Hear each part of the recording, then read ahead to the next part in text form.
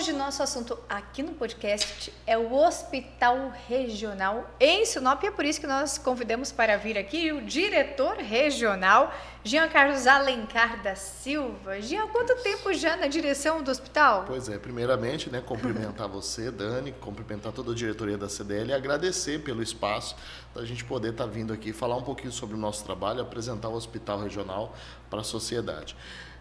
Nós agora em janeiro fechamos 5 anos já de gestão, à frente da gestão do hospital. Eu ontem ainda conversava com uma pessoa na minha sala, eu vim para ficar, já morava em Sinop e assumi a gestão do hospital ainda lá em 2019 para ficar 3 meses.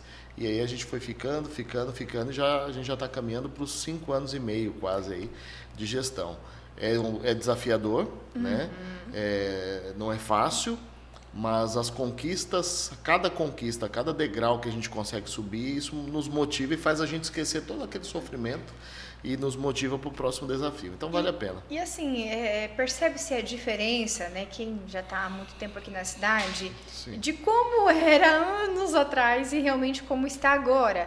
Desde a questão, assim, a estrutura, né? Cada vez inovando, crescendo, ampliando, reformas, um espaço adequado para receber as pessoas, né? Pelo menos assim, eu vou falar da parte em que eu passei por ali, né? Sim. Tem muitos espaços que eu não conheço, mas estou falando do que eu vi. E achei bem interessante esse cuidado que vocês têm e também, eu acho que não só questão de estrutura, mas há um cuidado como um todo, não é? Esse hospital, antes de falar do nosso trabalho especificamente, esse hospital, vale lembrar que ele foi construído para ser um hospital municipal, né? Ele ficou fechado por um tempo e o prefeito na época, então numa articulação, conseguiu transferiu a gestão desse hospital para o Estado assumiu a gestão, mas isso foi em 2012, iniciou um processo de abertura gradativa do serviço. E até desse período, início de 2019, esse hospital ele foi gerido por organizações sociais, né? Foram 2 organizações sociais que fizeram gestão do hospital. O governo do Estado, propriamente dito, até janeiro de 2019, não tinha gerido diretamente esse hospital. Nós chegamos em janeiro de 2019, onde iniciamos esse processo de gestão. Na verdade, o que acontece, Dani? A gente procura colocar em prática as diretrizes que são estabelecidas pelo governo do Estado, pelo nosso secretário de Estado de Saúde, Gilberto Figueiredo, pelo nosso governador Mauro Mendes, tentar oferecer o melhor para a população dentro da nossa capacidade de atendimento. Né? Como você falou da nossa questão estrutural, por exemplo, né? Hoje o nosso hospital dentre os hospitais regionais, o hospital que tem as obras de melhoria, de modernização mais avançadas. A gente passa hoje de 95%, 97% de obras executadas, e aí às vezes as pessoas podem pensar, mas essa reforma não acaba nunca. Olha, não é fácil você fazer uma reforma de um hospital de mais de 100 leitos, sem você fechar nenhum leito. Então, você tem que fazer remanejamento de um lugar para o outro.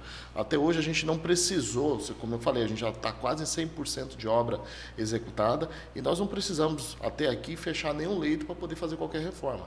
Então, é um trabalho não é fácil de fazer, né? Quem mora em casa, já fez reforma em casa, estando dentro de casa, sabe o quanto isso é difícil. E aí, a gente procura sempre oferecer um atendimento humanizado para a população, o mais humanizado possível. Eu sempre converso com a minha equipe que a gente precisa se colocar no lugar do outro, do paciente. A gente sabe, eu tenho essa consciência, que para muitas pessoas, a única porta que essa pessoa vai encontrar para buscar atendimento é aquela. Então, ela precisa ter condições dignas para a gente poder atender essa pessoa ali, né? E é dessa forma que a gente procura trabalhar. Você tem vários projetos que buscam humanizar também esse atendimento, né? Exato. Eu venho de uma escola, né? Eu sou servidor da Secretaria Estadual de Saúde desde 2003. E eu trabalhei por 7 anos no Hospital Regional de Sorriso. E foi lá eu aprendi muita coisa a respeito do SUS, né? E assim, eu particularmente, já não estou falando como diretor, eu estou falando como pessoa, eu não gosto de hospital, ninguém gosta de hospital. Então eu sempre penso assim, a gente precisa tornar esse ambiente menos pesado para quem vem. Então a gente tem alguns projetos que a gente desenvolve, nós temos os doutores palhaços, que foi algo que eu sonhei, idealizei, esperei muito para que a gente pudesse colocá-lo em prática. Inclusive a CDL é um importante parceiro nosso nesse projeto. né, lá atrás, ainda na gestão do saudoso Marcos, né, que já não está mais conosco, e com o apoio da Vanusa, nos ajudaram a viabilizar. Nós temos os projetos do Doutores Palhaços, nós temos um projeto que a gente desenvolve em parceria com o Hotel da Cidade, aqui com o Hotel Ibis. Todo final de ano, toda véspera de Natal, eles vão lá para fazer um trabalho com os pacientes que estão ali internados. Nós temos a Sala de Apoio à Amamentação, que é um projeto que foi agora, inclusive, certificado pelo Ministério da Saúde. A gente, no início desse ano, nós recebemos essa certificação, e foi um projeto que nós apresentamos no evento internacional há alguns meses atrás em João Pessoa. Nós temos a Sala Lilás, que é um espaço também que a gente criou para atendimento de mulheres vítimas de violência. E, se você me permite, eu estava vendo essa semana o projeto do Ministério da Saúde para as novas unidades básicas de saúde, que elas vão passar a contemplar uma sala para atendimento também das mulheres vítimas de violência, e, por coincidência, o nome que o Ministério está dando para esse espaço também é Sala Lilás, né? A gente... E vamos dizer que foi uma referência. A gente, talvez, né? Na verdade, o nome Sala Lilás foi até uma ideia que eu tive, porque o agosto tem essa cor simbólica, o mês de agosto, justamente em razão do combate à violência contra a mulher, é o Agosto Lilás. E foi no mês de agosto do ano passado que a gente implantou. E eu me recordei também de um projeto durante a pandemia da Cortina. Cortina do Abraço, Isso. Que também foi uma parceria nossa com a CDL aqui, né? Que algo simples de se fazer, mas de uma representatividade tão grande. Foi uma coisa muito linda na época. Teve uma importância muito grande para o paciente. Nossa, demais, né? A gente lembra pacientes, às vezes, há 20, 30 dias internados dentro do hospital na época da pandemia, né, na ala de Covid, sem poder ter contato com nenhum familiar. E aquele momento realmente foi muito emocionante, quando, em parceria com a CDL, mais uma vez, a gente colocou isso em prática, esse projeto em prática, e foi lindo de ver. E, Jean, fiquei sabendo de uma situação que vocês fizeram ali, que eu nem sabia que já tinha sido feito aqui na cidade de Sinop, que foi a captação de órgãos. O Hospital Regional foi pioneiro? Como é que foi isso?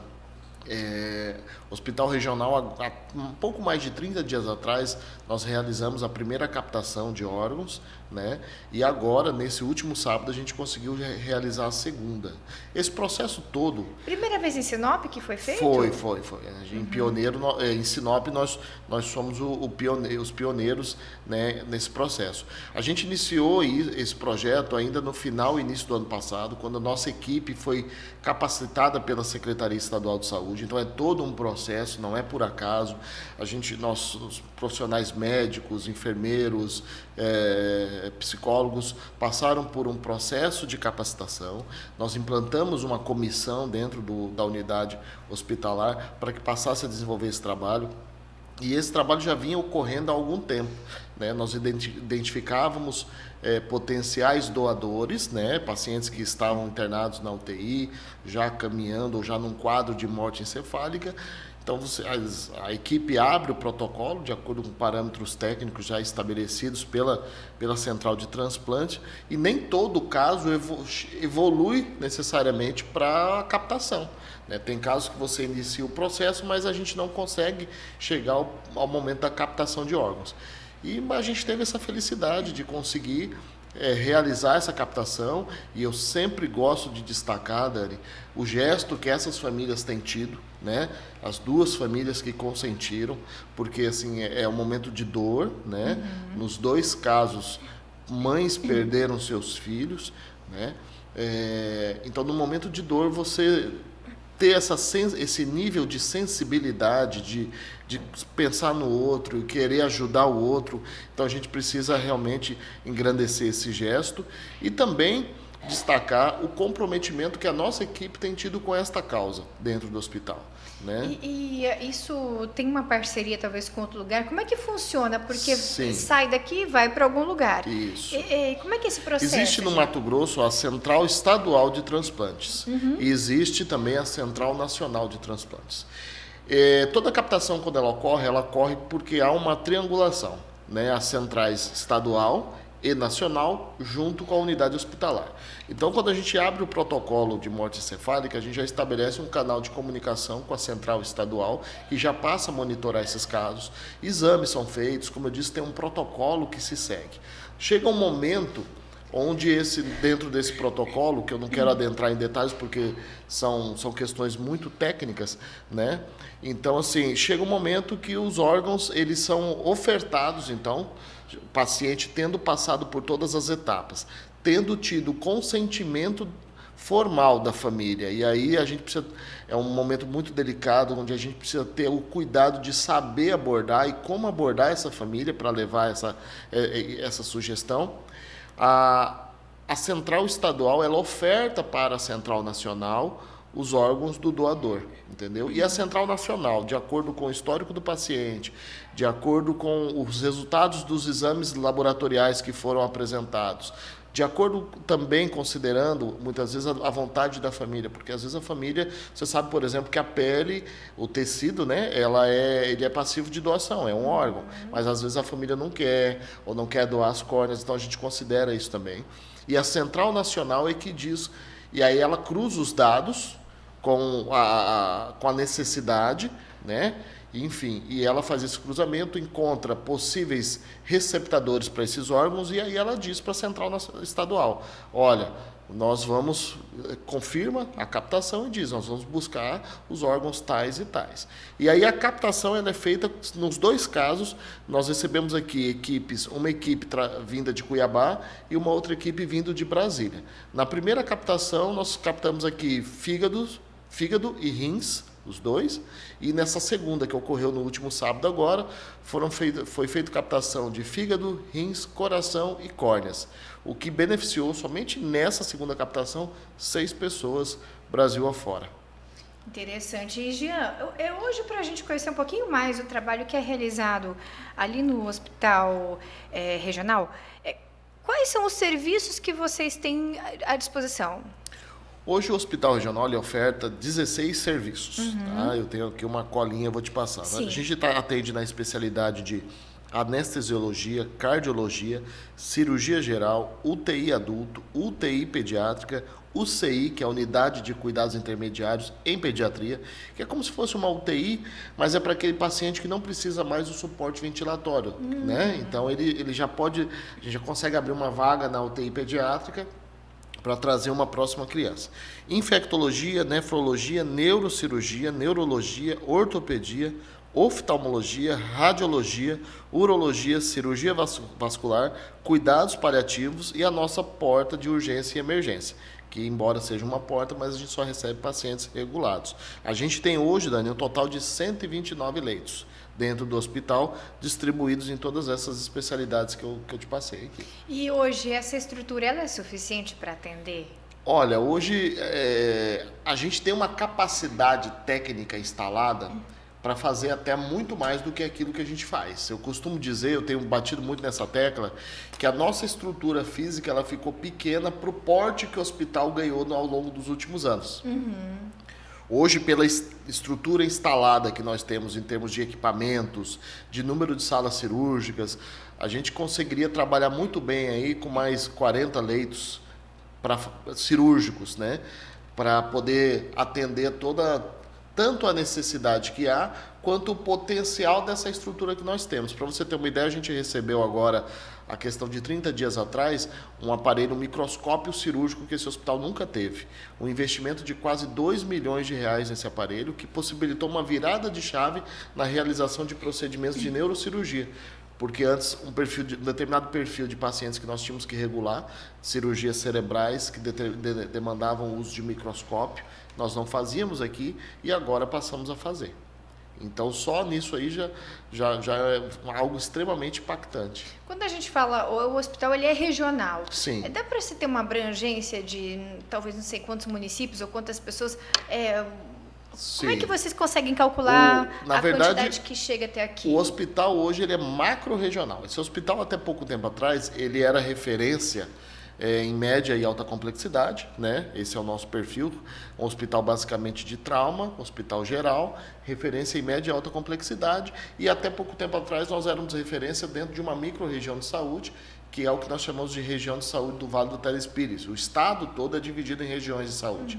Né? Essa região do Vale do Telespires, ela é uma região de 14 municípios. Basicamente de Mutum para cá, até Cláudia, União do Sul é o último município aqui que está dentro dessa região. Com a implantação da CRUI, que é a Central de Regulação de Urgência e Emergência Macro-Regional, que está aqui no Escritório Regional de Saúde, nós passamos a ser referência para uma macro-região. O que é isso? O Hospital Regional Jorge de Abreu, em Sinop, ele é referência, ele recebe pacientes de 35 municípios da região norte do estado do Mato Grosso. Então, a gente hoje é referência para uma população estimada em torno de 900 mil habitantes. De Mutum para cima, a gente recebe paciente de quase todos os municípios. Se você for hoje no hospital regional, você vai encontrar paciente de Colíder, de Alta Floresta, de Juara, de Peixoto, de toda essa região norte do estado. E a região mais procura para quê? Não sei se vocês teriam... vem fazer uma cirurgia ou é atendimento de mais da metade da nossa demanda que vem, seja aquela demanda que vem regulada ou a demanda que é local, trazida aqui pelos bombeiros, por exemplo, é ortopedia. Ortopedia é o carro-chefe do nosso hospital regional, infelizmente. E dessa demanda de ortopedia, a grande maioria são vítimas de acidentes de trânsito. Eu costumo dizer que o trânsito ele é também um problema de saúde pública e também social, porque aquilo que acontece no trânsito, ele muitas vezes reflete na saúde pública e muitas vezes também reflete no social, porque a grande maioria do paciente que está ali conosco, que é vítima de acidente de trânsito, é jovem, numa idade, numa fase da vida onde ele é economicamente ativo, ele tem filhos pequenos, ele tem uma família que depende dele e que às vezes ele fica impossibilitado do trabalho por um período ou até muitas vezes incapacitado para o trabalho. Então é um problema que começa no trânsito, passa pela saúde e às vezes pode desaguar lá no social. Você me fez recordar que algumas falas, já conversamos com policiais que chegaram aqui, a operação da lei seca, né? E muito se fala onde se reflete na saúde também, com certeza. Né? Há várias situações e aqui parece que essa sua fala, Giana, vai reforçando ao que já foi dito aqui, às vezes até sem você saber que os outros já frisaram. O pessoal realmente, eu acho que se fez esse levantamento dos números que resulta na saúde por causa de acidente. E um detalhe importante falar sobre isso, Dani, é o seguinte, quanto mais demandas de ortopedia a gente recebe, por exemplo, mais a gente deixa de atender outras necessidades. Então você veja bem, nos últimos 3 anos, o Hospital Regional Jorge de Abreu dobrou o número de leitos de ortopedia. Nós dobramos. Nós tínhamos há 2 anos e meio atrás 18 leitos ortopédicos. Hoje nós temos 36 e a gente não dá conta da demanda. É muito grande.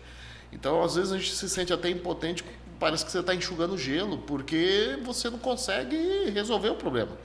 Se eu chegar hoje, por exemplo, dizer, não, eu vou aumentar mais 20 leitos de ortopedia no hospital, não que a gente tenha capacidade para isso. Sim.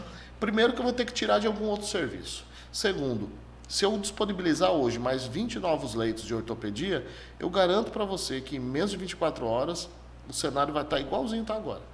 Esses leitos vão estar ocupados e a gente vai estar tendo a mesma dificuldade. Então você não consegue zerar essa fila da ortopedia. E vocês não podem falar assim, não, já está lotado, não tem como não atender?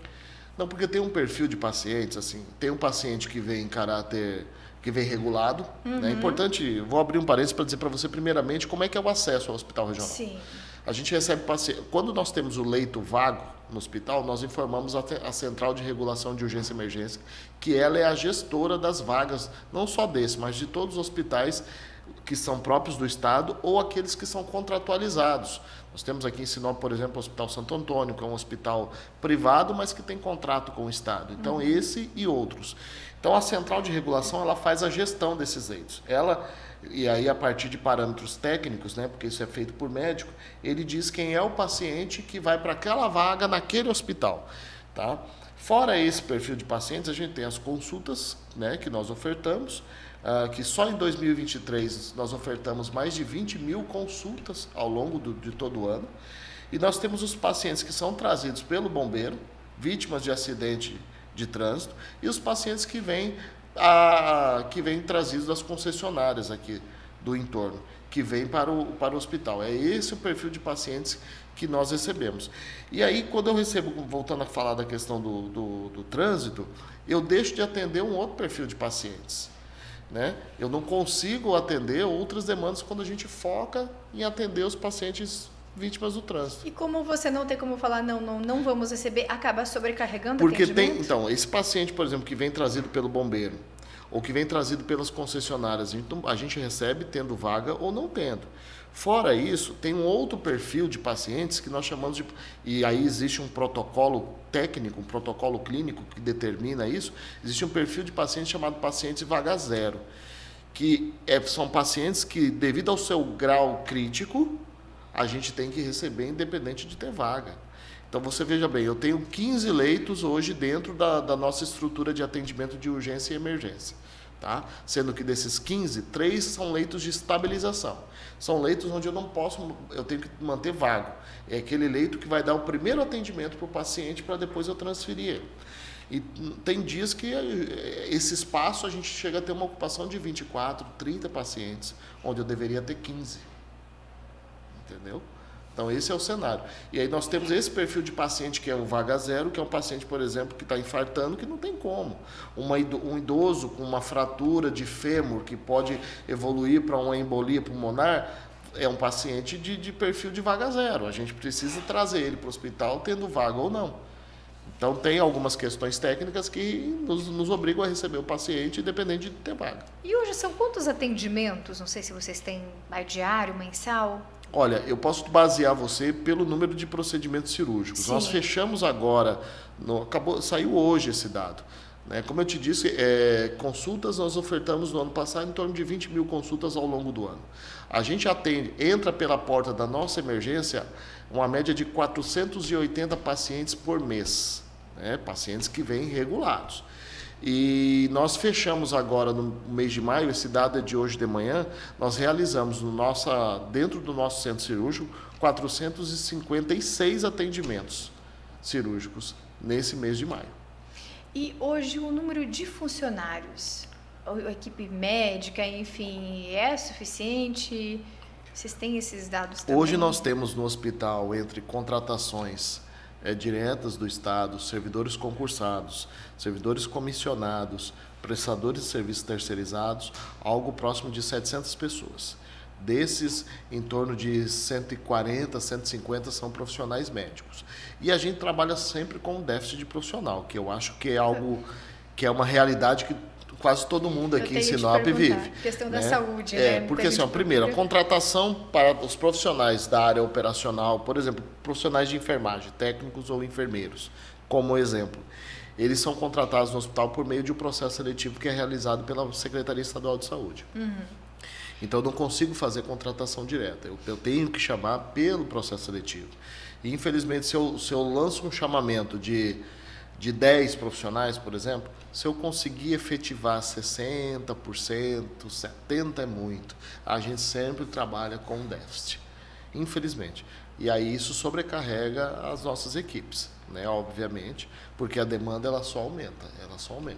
E assim, às vezes quando vem algum médico de fora, o pessoal, em geral, falando da saúde na cidade, já fala, olha, pode vir aqui trabalhar comigo. Às vezes tem especialidades, por exemplo, que são um profissional para aquela especialidade. Sim. Né?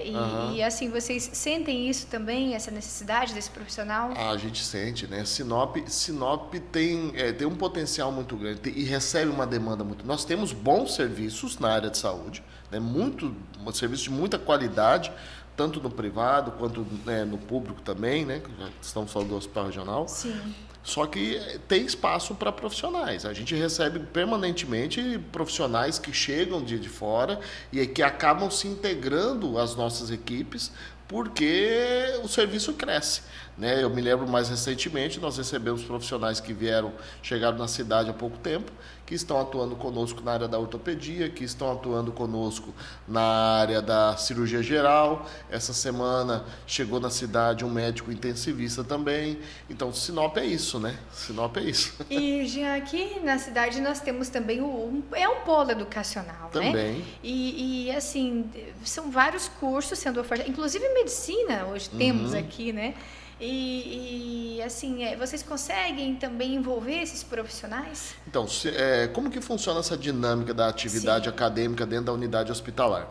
Essa pauta de educação, e é importante a pergunta que você me faz, Dani, para eu poder explicar isso para as pessoas, porque essa pauta da educação, ela é gerida dentro da estrutura da Secretaria Estadual de Saúde por um setor chamado Escola de Saúde Pública. Então, a Escola de Saúde Pública, junto com o Gabinete do Secretário Estadual de Saúde, é quem define as diretrizes da educação e saúde dentro da estrutura da Secretaria. Então, assim, qualquer instituição que queira ter esse ou qualquer outro hospital como um local de atividade prática acadêmica, ela precisa estabelecer um termo de cooperação técnica com a Escola de Saúde Pública, com a Secretaria Estadual de Saúde.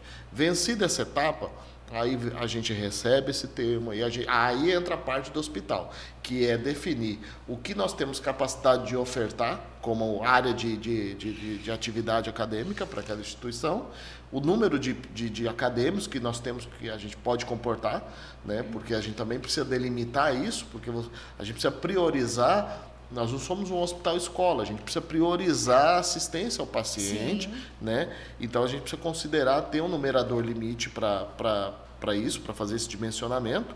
E depois elabora-se um plano de atividade em conjunto entre a instituição, a unidade hospitalar e a instituição de ensino. Enfim, tem todo o processo, isso vai para a escola, isso é aprovado, depois inicia a atividade. Então, é um processo longo. Hoje, em Sinop, a única instituição que está credenciada junto à Secretaria Estadual de Saúde e à Escola de Saúde Pública para ter o Hospital Regional como local de prática acadêmica é a UFMT e o CCTES, que é a Escola Técnica do Governo do Estado.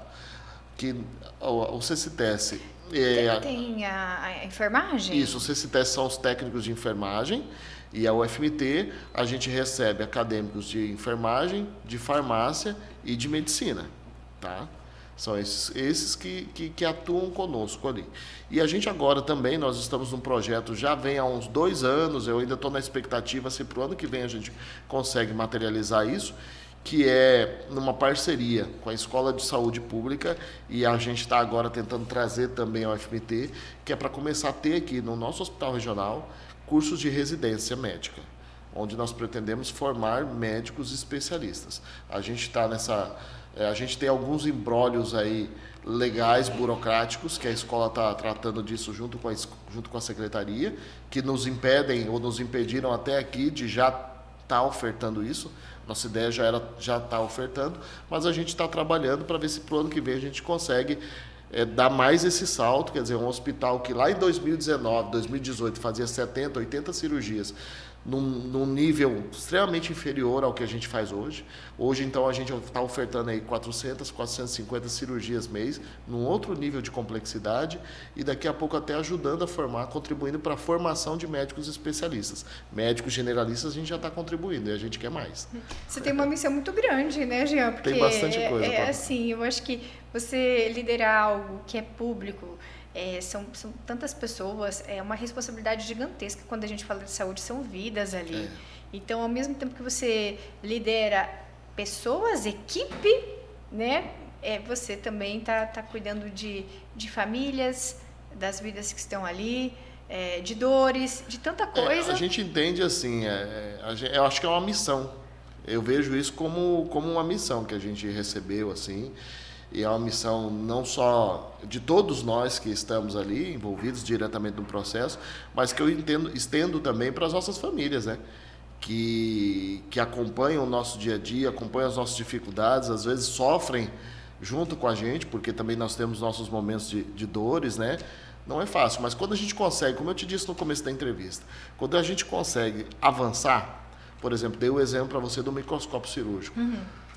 Quando chegou esse microscópio, que já era uma coisa que a gente idealizava há tanto tempo, Isso é legal, isso é gostoso, porque você sabe que isso vai resultar em atendimento para um monte de gente que está precisando, pessoas que de repente, porque não é fácil o paciente sair daqui e ir para Nova Mutum, ir para Cuiabá para fazer um procedimento cirúrgico, essa acompanhante tem que ficar numa cadeira ali do lado, longe da família, longe do filho pequeno, entendeu? Então a gente pensa em tudo isso nessa hora, então vale a pena.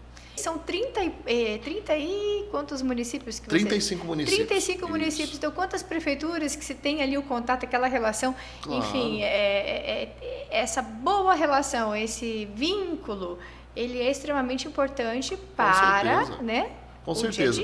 O que a gente não pode pensar assim, não vou, por exemplo, não vou atender o prefeito, não vou atender o vereador.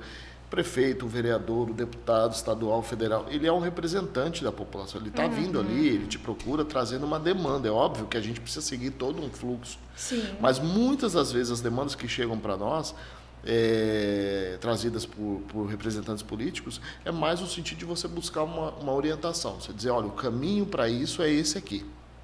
E a gente procura atender todos os prefeitos, com muita agilidade na medida do possível, né? A rotina também nos consome muito tempo, mas eu sempre penso o seguinte, se tem algum político me procurando porque tem uma demanda, lá na ponta tem alguém que está precisando de fato, né? E aí a gente pensa nessa pessoa. E aqui, falando especificamente de Sinop, a gente tem uma ótima relação com representantes da gestão. Eu vejo que o município ele passou por um processo de dificuldade na área de gestão em saúde, mas eu vejo que o futuro a gente vai ter um cenário bastante positivo se comparado a momentos anteriores. Por que eu digo isso? Porque a gente está vendo aí o Hospital Municipal, que está para sair, né? A obra já está sendo executada, um centro de especialidade médica que está sendo construído, unidade básica de saúde, tem muito ainda a se fazer, é fato. Mas eu acho que a gente está caminhando. Às vezes as coisas demoram um tempo para acontecer. Eu posso falar isso como gestor e eu sei que às vezes as coisas não acontecem no time que a gente gostaria que acontecesse, né? Mas elas acontecem. O importante é você trabalhar. Eu costumo dizer o seguinte, a questão não é você ter problemas, é o que você está fazendo para resolver os problemas que você tem. Esse que é o negócio. E às vezes você não consegue resolver no time, porque o serviço público ele tem a sua burocracia. E, infelizmente, as coisas não acontecem aqui no hospital. As coisas não acontecem no tempo que eu gostaria que acontecesse. O importante é eu seguir trabalhando, cobrando e pressionando para que elas aconteçam, se possível, o quanto antes, né? Já agradeço muito pela sua participação aqui no podcast. Nosso tempo acaba sendo até curto, passa muito rápido, mas foi muito interessante de você compartilhar essas informações conosco, né, do dia a dia de vocês, das novidades que tem por lá, enfim, dessa rotina, que às vezes para vocês parece algo tão comum, mas para quem está de fora é interessante da gente ter esse conhecimento também de como está funcionando hoje o Hospital Regional aqui da nossa cidade, né? Então, assim, trazendo até as novidades, até o Hospital pioneiro na captação de órgãos, então várias situações que são de interesse da comunidade. E deixo aqui o espaço para suas considerações finais. Eu mais uma vez agradeço vocês pelo espaço. Para nós é muito importante, Dani, poder ter esse tipo de espaço, para poder levar informação para a população. Dizer que o Hospital Regional a gente tem trabalhado muito para poder entregar o melhor possível para a população. A gente persegue isso. Hoje, depois de 5 anos, a gente, como eu disse, não é fácil você fazer, né, trabalhar, fazer gestão e conseguir trazer, porque a gente depende muito de trazer a equipe. Hoje eu posso dizer para você que nós temos uma equipe muito coesa dentro do Hospital Regional, né? Eu estou falando aí da equipe de enfermagem, gestão, equipe médica. Hoje a gente fala a mesma língua. Todos têm o mesmo objetivo de tentar entregar para a população a melhor saúde possível. E pegando um gancho já para finalizar da questão que você falou da captação, eu quero aproveitar a oportunidade para fazer um chamamento, um convite. Hoje o Hospital Regional a gente já mostrou que temos capacidade, já estamos realizando as captações de órgãos aqui.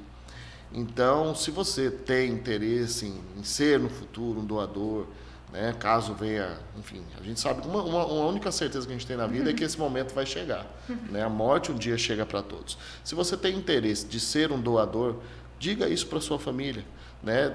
Diga isso dito para os seus familiares. para que a gente possa, juntos com eles, né, lá no futuro, de repente, poder proporcionar melhor qualidade de vida para essas famílias, né? Quando a gente pensa que, por exemplo, no sábado passado, né, aquele coração que saiu daqui do Hospital Regional, ele, naquele sábado ainda, ele passou a bater no peito de uma outra pessoa, isso é fantástico, isso deixa o nosso trabalho lindo e grandioso. Então eu quero encerrar convidando você que está em casa nos assistindo para fazer essa reflexão, seja também um doador de órgãos e ajude a salvar vidas aqui em Sinop e no país todo. Ok, Jean, muito obrigada pela sua participação, por você ter vindo aqui. E eu e você temos o nosso próximo encontro aqui no podcast da CDL. Vou te esperar. Tchau, tchau.